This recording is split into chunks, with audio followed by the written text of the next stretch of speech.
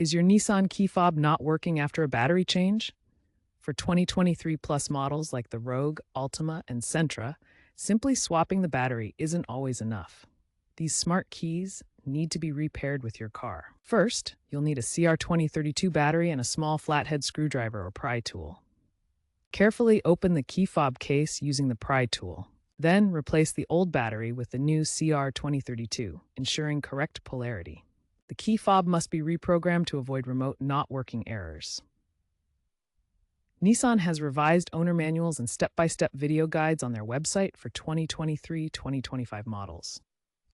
After replacing the battery, repairing is crucial to restore full functionality. For models with a physical key, insert the key into the ignition, turn to on without starting the engine, press the lock button on the fob, and cycle the ignition 3 to 4 times. For push-button start models, hold the start button and use the Nissan Connect app for pairing. A common pitfall is not fully reseating the battery, which can cause intermittent pairing problems. If issues persist, check Nissan's website for model-specific instructions.